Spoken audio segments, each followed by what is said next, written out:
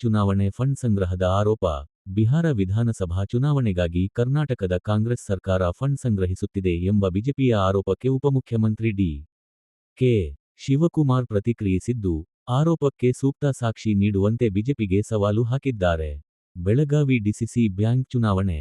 Belagavi DCC bank ಚುನಾವಣೆಯಲ್ಲಿ ಜಾರಕಿಹೊಳಿ ಬಣ ಮೇಲುಗೈ ಸಾಧಿಸಿದೆ. ಮುಖ್ಯಮಂತ್ರಿ ಸಿದ್ದರಾಮಯ್ಯ ಪುತ್ತೂರಿನ ಕಾರ್ಯಕ್ರಮವೊಂದರಲ್ಲಿ ಮುಖ್ಯಮಂತ್ರಿ ಸಿದ್ದರಾಮಯ್ಯ ಹಾಜರಿದ್ದಾಗ 13 ಮಂದಿ ಸುಸ್ತಾಗಿ ಅಸ್ವಸ್ಥಗೊಂಡಿದ್ದಾರೆ.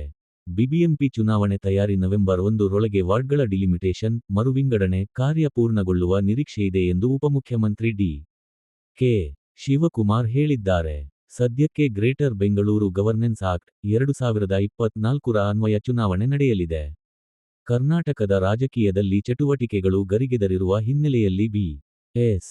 ಯಡಿಯೂರಪ್ಪ ಅವರು ಪ್ರಧಾನಿ ನರೇಂದ್ರ ಮೋದಿಯವರನ್ನು ಭೇಟಿ ಮಾಡಿದ್ದು, ಇದರ ಬಗ್ಗೆ ಚರ್ಚೆಗಳು ನಡೆಯುತ್ತಿವೆ. ದೀಪಾವಳಿ ಹಬ್ಬದ ಪ್ರಯುಕ್ತ ಪ್ರಧಾನಿ ನರೇಂದ್ರ ಮೋದಿ ಅವರು ದೇಶದ ಗಡಿ ಕಾಯುತ್ತಿರುವ ಸೈನಿಕರಿಗೆ ಸಿಹಿ ತಿನ್ನಿಸುವ ಮೂಲಕ ಶುಭಾಶಯ ಕೋರಿದ್ದಾರೆ. ದೀಪಾವಳಿ ಪ್ರಯುಕ್ತ ರಾಷ್ಟ್ರಪತಿ ದ್ರೌಪದಿ ಮುರ್ಮು ಅವರನ್ನು ಪ್ರಧಾನಿ ಮೋದಿ ಭೇಟಿ ಮಾಡಿ ಶುಭಾಶಯ ವಿನಿಮಯ ಮಾಡಿಕೊಂಡರು.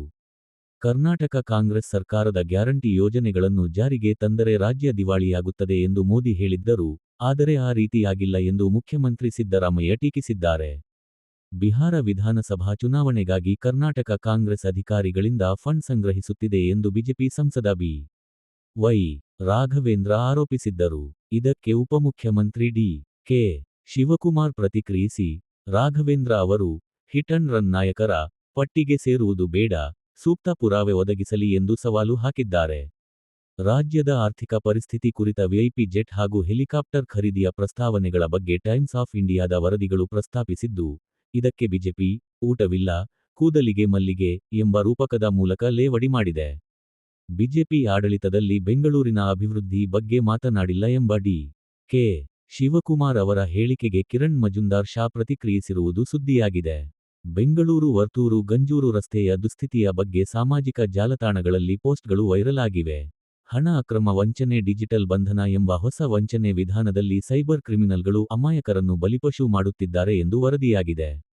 ರಸಗೊಬ್ಬರ ಉತ್ಪಾದನಾ ಘಟಕ ಯುಗಾಂತ್ಯ ಮಂಗಳೂರಿನಲ್ಲಿರುವ ಕರ್ನಾಟಕದ ಅತಿದೊಡ್ಡ ರಸಗೊಬ್ಬರ ಉತ್ಪಾದನಾ ಘಟಕವಾದ ಎಂಸಿಎಫ್ ಮುಚ್ಚಿದ್ದು, ಇನ್ನು ಮುಂದೆ ಪಿಪಿಎಲ್ ಆಗಿ ಮುಂದುವರಿಯಲಿದೆ. ಕಲಬುರಗಿಯಲ್ಲಿ ಭೂಕಂಪನ ಸಂಭವಿಸಿದ್ದು, ಭಯಭೀತರಾದ ಜನರು ಮನೆಯಿಂದ ಹೊರಗೆ ಬಂದಿದ್ದಾರೆ. ಬೆಂಗಳೂರು ಮಾರುಕಟ್ಟೆಗಳಲ್ಲಿ ಹೂವು ಮತ್ತು ಹಣ್ಣುಗಳ ಖರೀದಿಗೆ ಭಾರೀ ಜನಸಂದಣಿ ಕಂಡುಬಂದಿದ್ದು, ದೀಪಾವಳಿ ಹಬ್ಬದ ಸಂಭ್ರಮ ಕಳೆಗಟ್ಟಿದೆ. ರಸ್ತೆ ಗುಂಡಿಗಳ ಹಾವಳಿ. ದೀಪಾವಳಿ ಪ್ರಯುಕ್ತ ರಜೆ ಹಿನ್ನೆಲೆಯಲ್ಲಿ ಟ್ರಾಫಿಕ್ ಕಮ್ಮಿಯಾಗಿರುವುದು ಒಂದೆಡೆ ಸಮಾಧಾನ ತಂದಿದ್ದರೂ, ನಗರದ ಕೆಲವೆಡೆ ರಸ್ತೆ ಗುಂಡಿಗಳ ಸಮಸ್ಯೆ ಇನ್ನೂ ಇದೆ ಎಂದು ಟೆಕ್ಕಿಯೊಬ್ಬರು ವಿಡಿಯೋ ಮಾಡಿದ್ದಾರೆ. ರಸ್ತೆ ದುರಸ್ತಿ.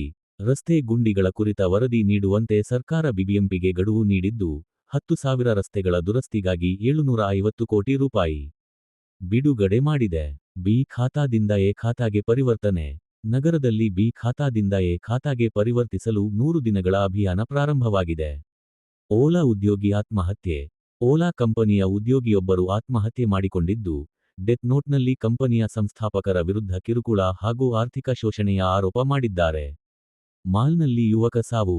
ನಗರದ ಜಿಟಿ ಮಾಲ್ನ 3ನೇ ಮಹಡಿಯಿಂದ ಬಿದ್ದು ಯುವಕನೊಬ್ಬ ಸಾವನ್ನಪ್ಪಿದ್ದಾನೆ. ಮಕ್ಕಳ ಕಳ್ಳತನದ ಆರೋಪದ ಮೇಲೆ ಜನವರಿ 1, 2025 ರಂದು ಇಬ್ಬರನ್ನು ಬಂಧಿಸಲಾಗಿದೆ. ಚಿನ್ನಾಭರಣ ಕಳ್ಳತನ. ಮಧ್ಯರಾತ್ರಿ ಕಿಟಕಿಯಿಂದ ಕೈ ಹಾಕಿ ನಿದ್ರೆಯಲ್ಲಿದ್ದ ಮಹಿಳೆಯ ಸರ ಕಿತ್ತು ಕಳ್ಳ ಪರಾರಿಯಾಗಿದ್ದಾನೆ. ಬೆಂಗಳೂರು ಸಂಚಾರ ಪೊಲೀಸರು ಹೊಸ ಗಸ್ತು ವಾಹನಗಳನ್ನು ಪರಿಚಯಿಸಿದ್ದು, ಅಪಘಾತ ವರದಿಗಳನ್ನು ದಾಖಲಿಸಲು ಆಕ್ಸಿಡೆಂಟ್ ರಿಪೋರ್ಟ್ ಆಪ್ ಅನ್ನು ಕೂಡ ಪ್ರಾರಂಭಿಸಿದ್ದಾರೆ. ಚಿನ್ನದ ಬೆಲೆ ಇಳಿಕೆ. ಚಿನ್ನದ ಬೆಲೆ 1,200 ರೂಪಾಯಿ ನಷ್ಟು ಇಳಿಕೆಯಾಗುವ ಸಾಧ್ಯತೆಯಿದೆ ಎಂದು ವರದಿಯಾಗಿದೆ. ಬೆಂಗಳೂರಿನಲ್ಲಿ ಪ್ರಾಣಿ ಹಿಂಸೆ. ಅಕ್ಟೋಬರ್ 19 ರಂದು ಮಗುವಿನ ಮುಂದೆ ನಾಯಿಗೆ ಕಚ್ಚಿದ ಯುವಕನ ವಿರುದ್ಧ ಪ್ರಾಣಿ ಹಿಂಸೆ ಆರೋಪದ ಮೇಲೆ ದೂರು ದಾಖಲಾಗಿದೆ.